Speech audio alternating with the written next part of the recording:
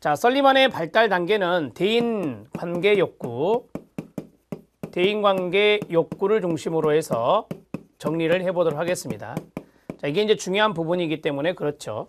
자, 대인관계 욕구에서 이 대인관계는 아래에 있는 각주대로 친구관계가 상당히 중요하다라고 강조했다라고 했습니다. 친구관계를 강조했다. 자, 설리반의 발달 단계는 모두 6단계로 제시가 되었는데요. 자, 유아기가 있고, 그 다음에 아동기가 있고, 그 다음에 소년, 소녀기가 있습니다. 소년, 소녀기가 있고, 그 다음에 전 청소년기가 있고, 여기에 별표 하나 쳐야 되겠죠? 자, 그 다음에 청소년 초기, 그 다음에 청소년 후기 이렇게 되어 있습니다. 자, 욕구적인 측면에서만 좀 정리를 하죠. 첫 번째는 그렇습니다. 양육자로부터 사랑받고자 하는 욕구입니다. 노란색으로 써보겠습니다. 양육자로부터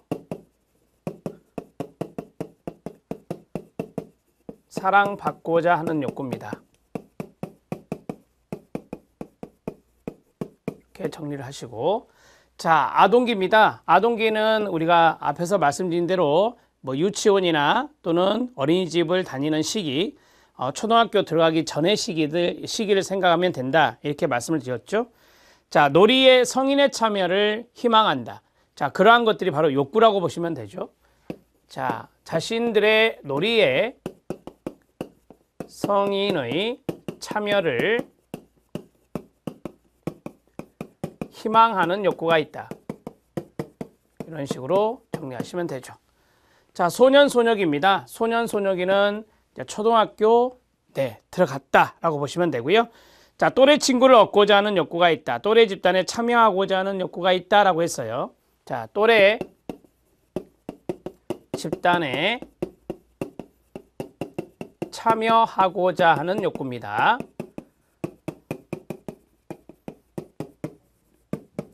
이렇게 보시면 되고요.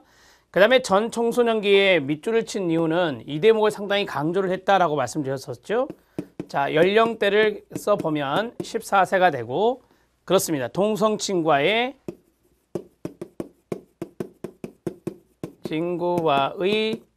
단짝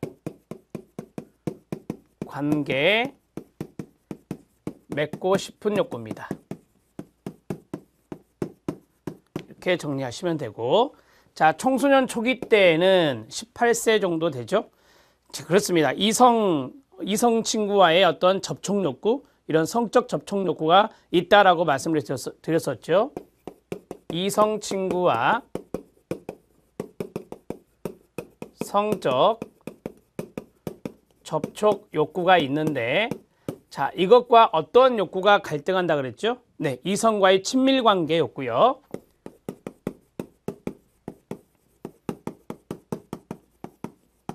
이성과의 친밀 욕구로 쓰겠습니다. 이 두 가지가 갈등하는 시기가 바로 청소년 초기다, 이렇게 말씀을 드렸고요. 청소년 후기 때는 이 두 가지 욕구가 통합이 된다라고 했어요. 거기에 보면 성인 사회로의 통합 욕구란 말이 있습니다. 성인 사회로의 통합 욕구.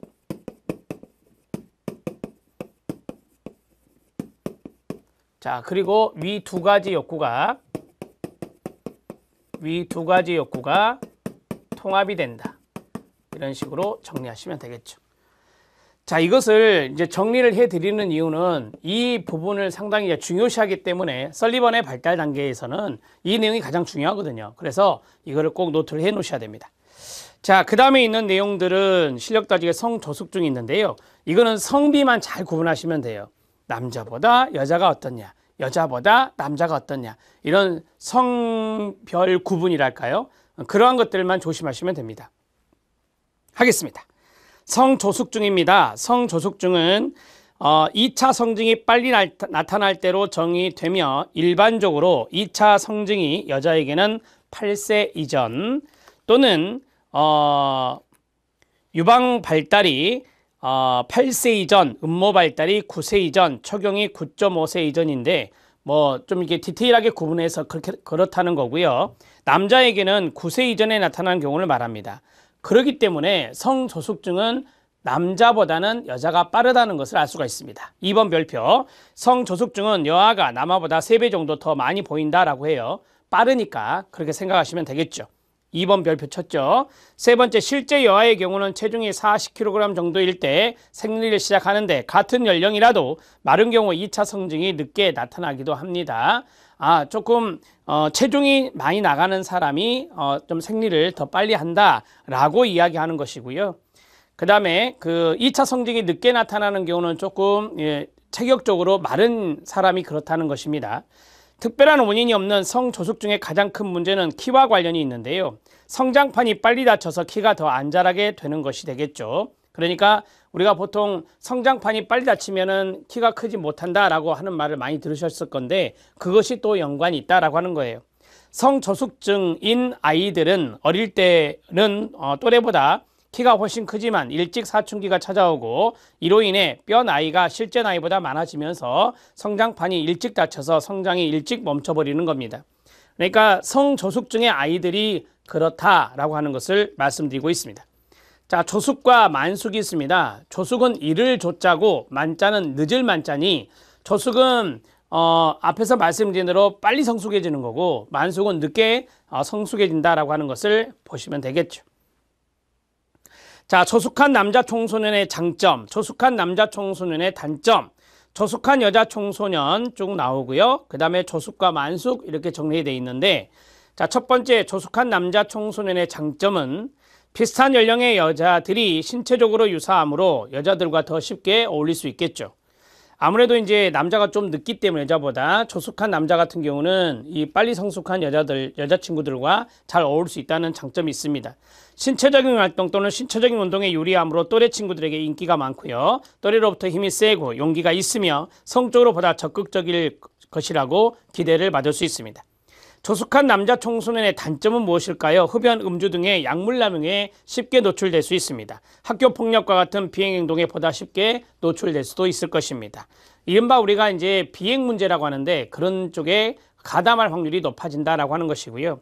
조숙한 여자 청소년이 있습니다. 남자 청소년에 비해서 긍정적 효과가 적다라고 합니다. 여자 청소년에게 운동 능력은 그리 중요하지 않고 남자 청소년의 교제에 도움이 되지 못하고 성숙하다고 하더라도 또래로부터 긍정적 기대를 더 받지는 않습니다. 그러니까 위에서 말씀드렸던 조숙한 남자 청소년의 장점들이 있었잖아요. 그러한 긍정적인 기대를 조숙한 여자 청소년에게는 좀 그리 많이 나타나지는 않는다라고 보시면 됩니다. 비행 약물 등과 같은 부적응 행동의 가능성이 더 크고요. 데이트에서 성관계의 압력을 더 받고요. 또래와 비슷한 성질을 보이는 여자 청소년이 신체적 자아 개념이 가장 긍정적이다라고 해요. 쉽게 말씀드리면 또래하고 조숙한 것보다는 또래랑 비슷하게 성장해 나가는 그러한 여자 청소년이 신체적 자아 개념이 가장 좋겠죠. 아무래도 또래들하고 맞춰서 커가는 것이 좋겠죠. 그 다음에 조숙입니다. 조숙은 책임성이 강하고 협동적이며 자기 통제력이 뛰어나다고 합니다. 동조 경향이 강하고요. 인습적이며 유머 감각이 부족합니다. 1번 같은 경우는 조숙의 장점이 되겠고 2번 같은 경우는 조숙의 단점이 될 수 있겠습니다. 자, 만숙입니다. 늦게 성장하는 사람들, 늦게 성숙하는 사람들은 자, 충동적이고 자기주장이 강할 수 있고요. 통찰력이 강하고 창조적이다라고 했어요.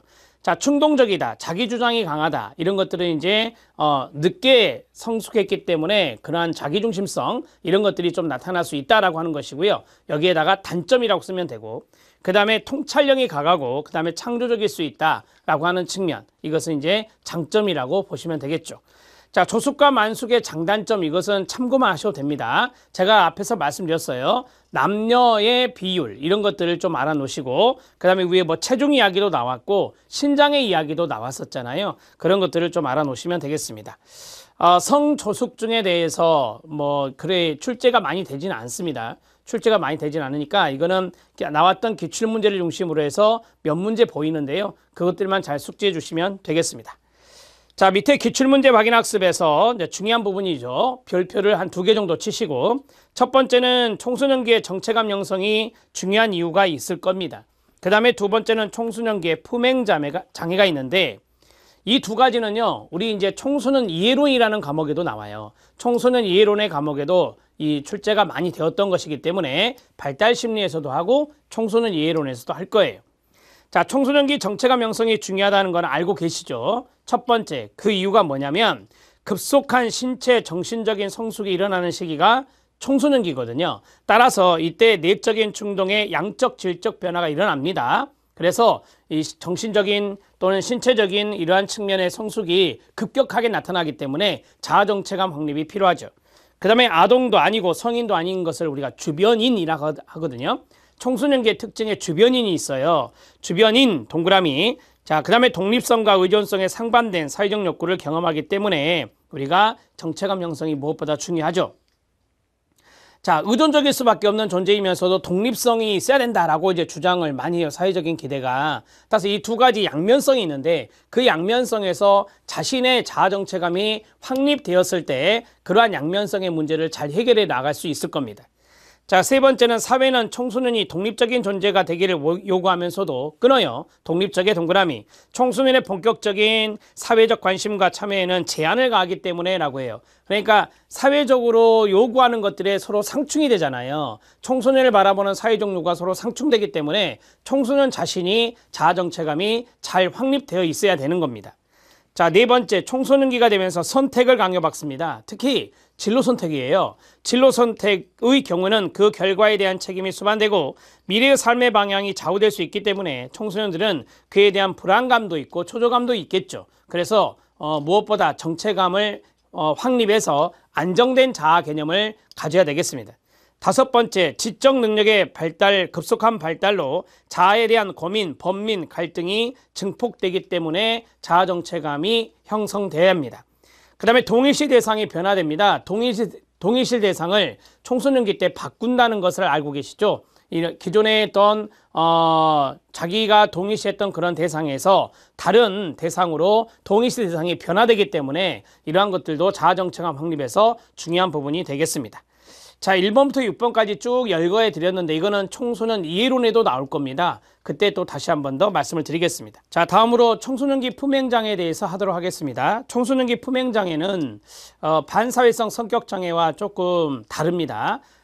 우리가 이제 그 DSM-5에 보면 품행장애의 진단 기준이 따로 있고 그 다음에 반사회성 성격장애의 진단 기준이 따로 있는데 두 가지의 증상이 약간 비슷하기도 합니다. 그런데 이제 이것을 크게 구분하는 것은 쉽게 말씀드리면 연령이에요. 그래서 연령이 좀 어린 시기 때는 품행장애라고 진단을 하고 그 다음에 되게 18세 정도 18세 정도에 진단되는 것이 이제 반사회성 성격장애 이렇게 말합니다. 그래서 청소년기 때에는 우리가 보통 이제 물론 반사회성 성격장애가 나타나는 경우도 있겠죠. 18세 이후도 청소년기에 들어가니까. 그런데 그 이전의 시기 18세 이전의 시기에서 나타나는 것을 품행장애다 이렇게 생각하시면 됩니다.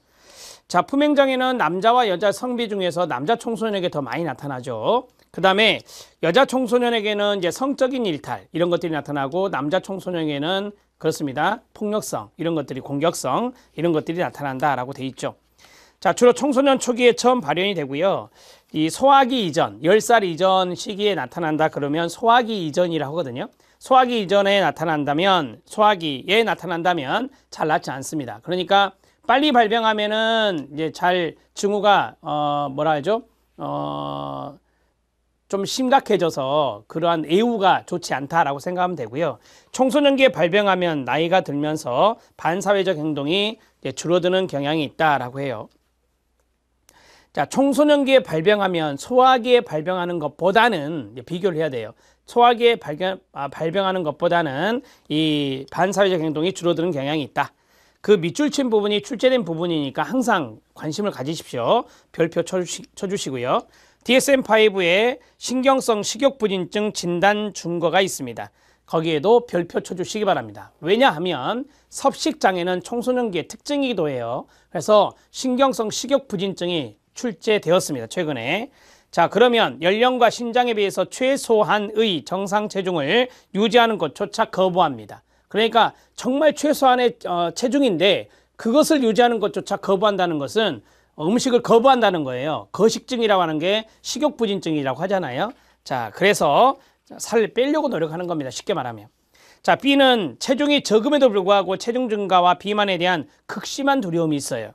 그 다음에 체중과 체형에 대한 지각 방식이 왜곡되어 있어요. 앞에서 말씀드린 대로 뭐 체중에 대한 지각 방식도 왜곡되어 있고 체형에 대한 지각 방식도 왜곡되어 있는 거예요. 그 다음에 체중과 체형이 자기평가에 지나친 영향을 미칩니다. 현재의 낮은 체중의 심각성을 부정하게 되죠.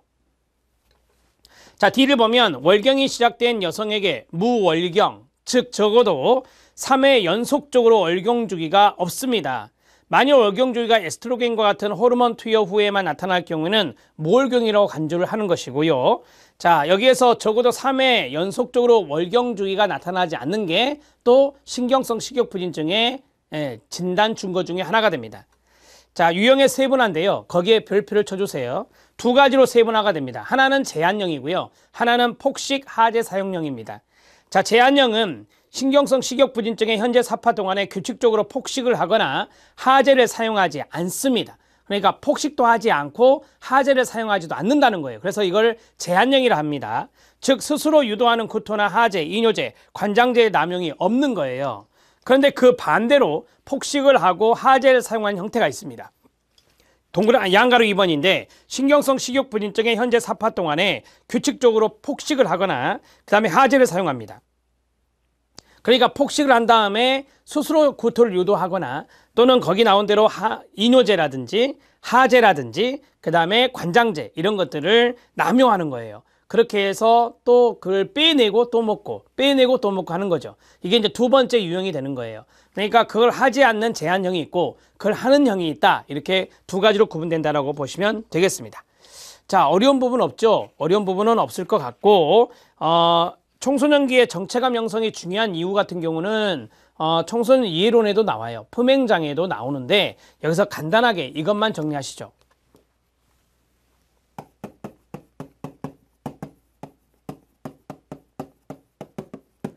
자, 품행장애에서 성별에 남녀가 있습니다.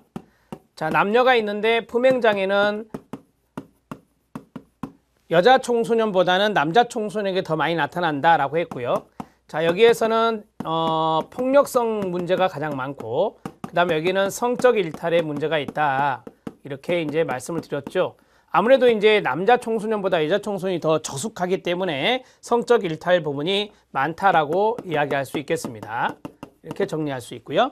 자, 그 다음에 품행장애는 소화기 발병하고 그 다음에 청소년기 발병이 있다. 이 두 가지 중에서 어떤 것이 애우가 좋지 않다고요? 그렇습니다. 소화기 발병, 일찍 발병되었는 것이 잘 낫지 않는다라고 했었잖아요. 자, 이 부분이 애우가 좋지 않다. 애우 좋지 않다. 이렇게 정리를 하시면 되겠습니다. 자, 이 정도 정리하시고요. 그 다음에 두 번째 해야 될 것은 신경성 식욕부진증이에요. 신경성 식욕부진증. 자, 이것을 음식을 거부한다 그래서 일명 거식증이라고 하는 것이죠. 자, 이거는 섭식장애에 해당될 수 있습니다. 청소년기 때 섭식장애가 나타나죠. 자기 어떤 체중이나 체형에 대해서 너무 그러한 왜곡된 이미지, 왜곡된 생각을 하고 있기 때문에 나타날 수 있다라고 하는 것이에요. 자, 체중, 체형에 대해서 심각한 왜곡이 나타난다. 왜곡이 나타난다라고 보시면 되고, 그 다음에 두 번째, 거기 그 월경주의가 없다라는 부분도 알아두셔야 돼요. 적어도 3회 연속적으로, 적어도 3회 연속적으로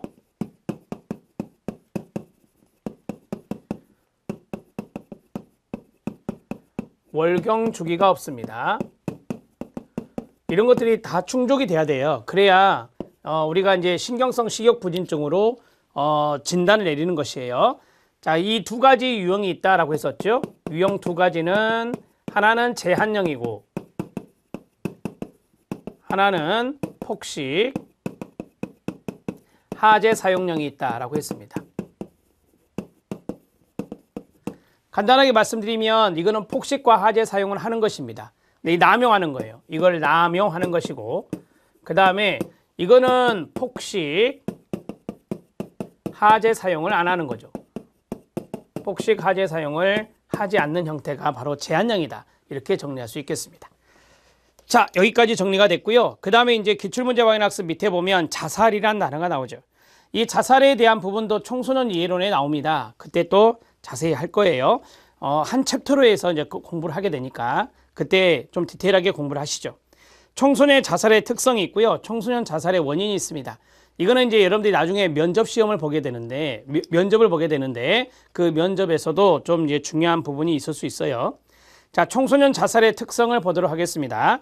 청소년 자살에서 성인의 자살과 비교했을 때 매우 충동적이다. 충동적의 동그라미 1. 그 다음에 모방성이 있다. 동그라미 2. 그 다음에 모멸감, 부당함, 스트레스 등과 같은 정상적 범주에 포함되는 특성을 보인다라고 했습니다. 모멸감, 부당함, 스트레스 등과 같은 정상적 범주에 포함되는 특성을 보인다. 그러니까 우리가 일반 사람들이 자살을 할 때도 이런 생각을 하잖아요. 스트레스 때문에 자살할 수도 있고 부당했을 때 할 수도 있고 모멸감을 당했을 때 할 수도 있잖아요. 그러한 범주의 내용들이 청소년에게도 있다라고 하는 것을 이야기하고 있는 거고요. 자, 1번 외부 자극 변화에 민감하여 충동적으로 일어나기 쉽다. 1번 별표. 사소한 일에도 쉽게 충격을 받아 단순하게 자살하는 경향이 많다. 단순하게 자살하는 경향의 동그라미 반가로 2번의 별표. 오랫동안 자살 생각을 한 결과라기보다는 다분히 감정적이다. 충동적이다 라고 하는 것이고요. 모방 자살이 많다. 4번 별표. 자신의 심적 고통을 외부에 알리고자 하는 호소용 자살이 많습니다. 호소용 자살에 가로 묶으시고요. 그 다음 5번의 별표. 가정의 불화를 자신의 탓으로 생각하는 죄책감으로 인한 자살이 많고 성적이나 학교 생활과 관련된 문제로 인한 자살이 많습니다. 스트레스죠. 그 다음에 친구와의 동일시로 인한 집단 자살도 많습니다. 이걸 동반 자살이라고 이야기하는 것이죠.